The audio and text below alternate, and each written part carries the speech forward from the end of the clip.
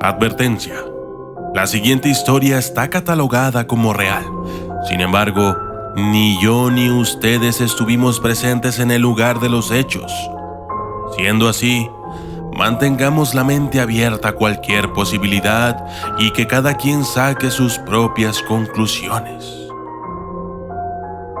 Yo soy el documentalista y esto es el hombre que estuvo atrapado en el Triángulo de las Bermudas.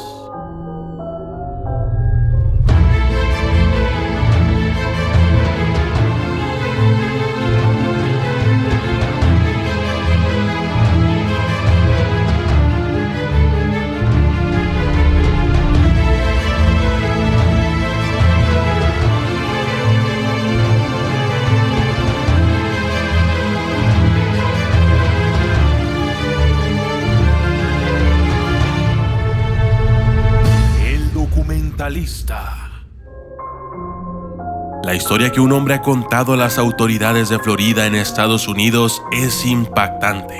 Pareciera sacada de una película de ciencia ficción. Sin embargo, no es así. Lo que le sucedió a Thomas Brown, de entonces 56 años, el 29 de octubre del año 2009, podría arrojar nuevas formas de revelar los secretos que envuelven a este enigmático lugar, dando paso a nuevas teorías e inclusive explicar ciertos sucesos que se han dado en esta zona y que aún están sin respuesta. Thomas Brown zarpó mar adentro con su lancha desde Florida en Surfside Beach, dejándole una nota en la habitación del hotel a su esposa Marta, en donde le decía que había salido a dar un paseo en bote y que pronto regresaría. Cabe destacar que Thomas Brown trabajaba en una empresa de construcción de piscinas desde hacía 30 años y que ese mismo día él y su esposa irían a una ceremonia en donde le premiarían por su larga trayectoria. Pero lo que nadie sabía es que esa sería la última vez que iban a saber de Thomas en los próximos 7 años. Brown desapareció. Las autoridades pusieron fin a su búsqueda y nadie lo había visto por ningún lado.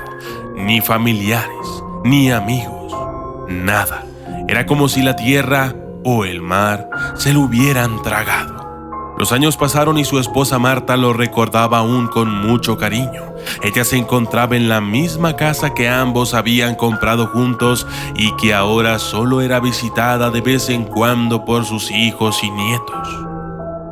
Fue el 25 de agosto del año 2016 que Marta recibió una llamada telefónica de parte de la policía de Florida, en la que solamente le dijeron que necesitaba presentarse con urgencia en el centro médico de North Broward para tratar un asunto de la desaparición de su esposo Thomas Brown. Marta lo tomó todo con calma. Ella creía que seguramente habían encontrado el bote por algún lugar y ahora le pedirían que lo reconociese. Sin embargo, y como ustedes ya lo especularon, cuando Marta llegó al centro médico, el alma se le partió en dos al ver a su esposo Thomas sentado en una camilla del hospital, cansado, flaco, maloliente y sin dientes, llorando de felicidad por verla, pero sin fuerzas para correr a abrazarla. «¡Es él!», gritó un agente de la policía. Ambos esposos se adentraron en un fuerte abrazo y llanto de felicidad. La declaración.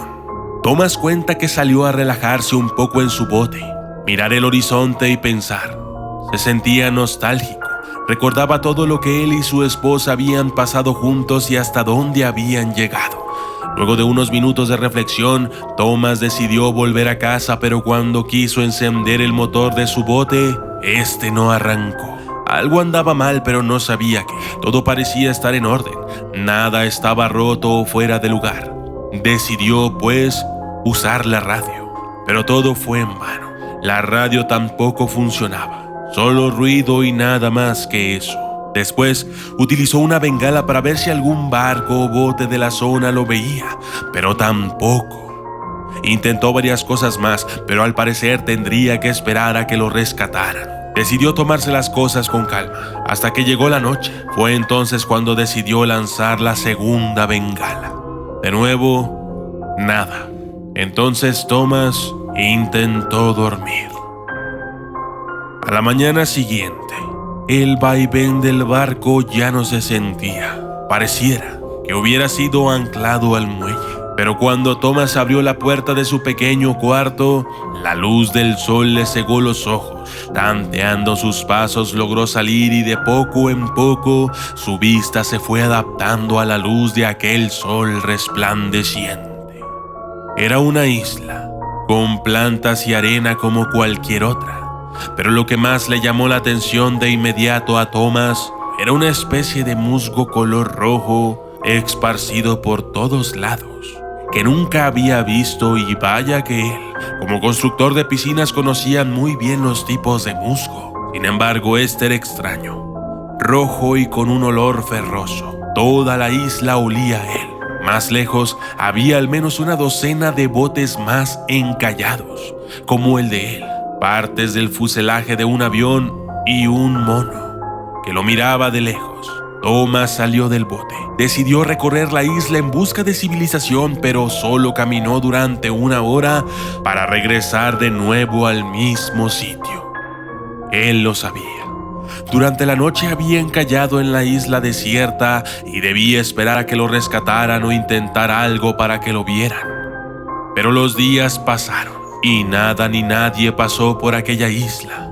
La comida de reserva de su bote se estaba agotando. Debía salir a buscar agua y alimento, y así pasaron los días, las semanas y los meses. Se las había arreglado para obtener agua mediante las hojas de las plantas por la mañana y un proceso de recolección de agua llamado condensación, el cual consistía en cavar un hoyo profundo y llenarlo de agua del mar, poner otro recipiente vacío dentro y al final cubrir todo con un plástico que recolectaría el vapor producido y lo depositaría en el recipiente vacío. Aprendió a hacer fuego con el musgo rojo que tanto abundaba en la isla. Construyó un refugio, recolectó leña seca para los días lluviosos y fabricó una cama con hojas de palma. Comía algo que parecían ostiones y a veces lograba pescar algún pequeño pez. Aprendió a extraer raíces de los árboles para comerlas y guardaba una lata de atún para una emergencia. Pronto, Thomas comenzó a cansarse de la misma comida de siempre y recordó a aquel mono que siempre lo veía de lejos. Eso era bueno, porque ahora tenía algo que hacer. Thomas se dispuso a cazar al mono.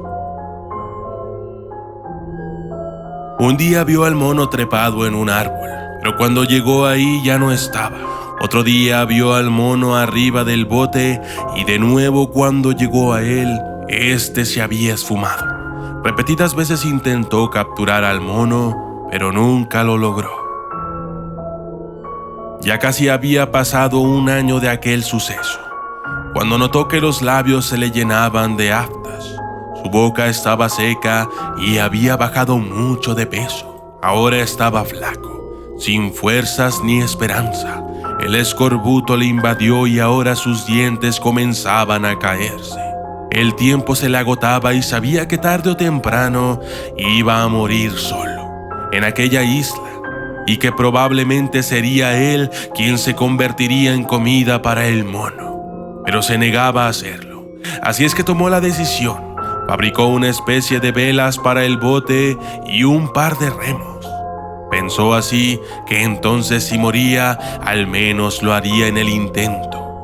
Entonces, Thomas una vez más emprendió el viaje hacia el mar desconocido. Pasó el día entero remando con la vista perdida, pensando que quizás ya estaba loco y que quizás ya había muerto y que aquello era el infierno. Llegó la noche, dejó sus remos y se dispuso a dormir.